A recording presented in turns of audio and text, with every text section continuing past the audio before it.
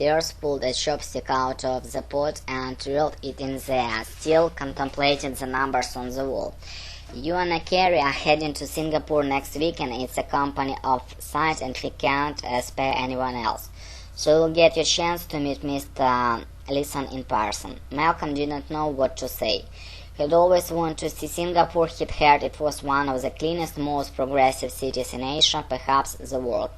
More than that, he was becoming fascinated by Leeson. In the past few weeks, Leeson had almost surpassed Carney in his mind's panoply.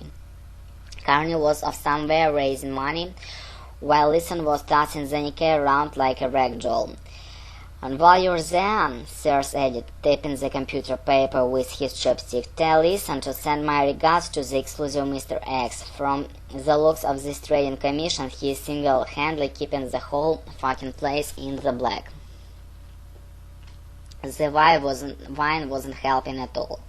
Malcolm was holding the stupid plastic cup with both hands, trying to not ruin his white shirt as the airplane shuddered and bugged beneath him. The circle of double glass to his right had gone pitch black, even though he was pretty sure it was no later than 5 in the afternoon, and it had been as bright as halogen when they'd taken off from Osaka. He didn't know for certain when the storm had started up, because he'd been dozing, his head lolling against the seat back in front of him when the first wave of thick clouds sent to the airplane, heaving up and down. He'd come wide awake just in time to watch a carrier, pale face, gripping his seat too tight, his finger had gone white, vomit entire sickness back. "Goddamn monsoon season," a carrier hissed, pointed at the blackened window.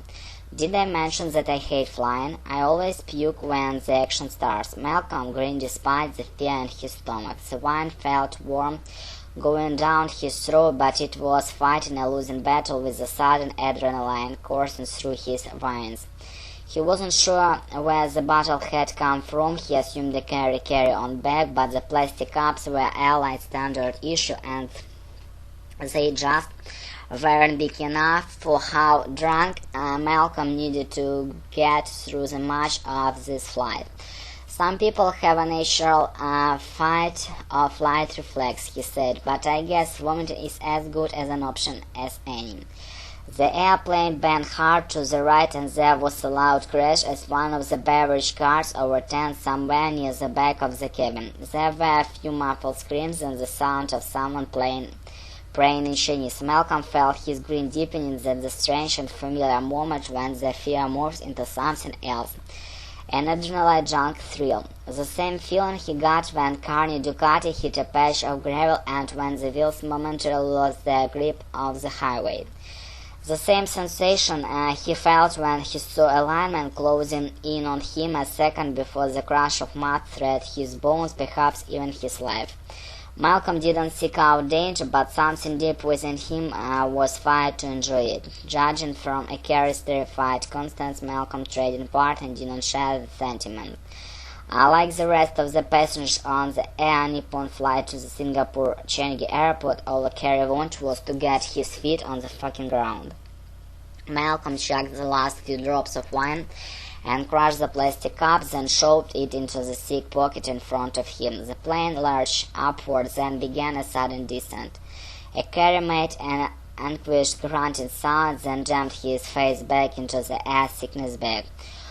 Over the sounds of his effort, Malcolm could just barely make out the captain's voice over the intercom system, a mix of Japanese and Chinese. Malcolm guessed it was something about preparing for a rough landing. The captain sounded nervous, and right before he signed off, he shouted something abrupt at his co-pilot. And Malcolm shut his eyes and clenched his teeth and went deep down into that place, feeding on that adrenaline thrill. There was a brief moment of weightlessness, and then the plane dropped up thick clouds. Malcolm opened his eyes to see grey light pouring through the window. He squinted, first seeing two islands as in a whole, then making out a pincushion of magnificent skyscrapers bunched together, surrounded by squat office complex and swaths of green parks.